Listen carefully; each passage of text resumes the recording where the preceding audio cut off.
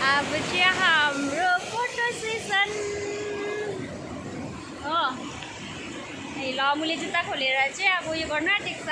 उसले खोलामा पुग्नु आँटेको छ। लमुसिङ ठाकुरी त चिन्नुहुन्छ नि?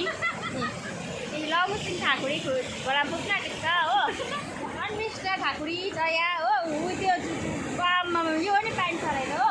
मेरो चाहिँ अहिले घरि यस्तो कन्डिसनमा भइरहेको छु होइन। मैले चाहिँ अहिले कुक गरेर किन आएको नि त हो।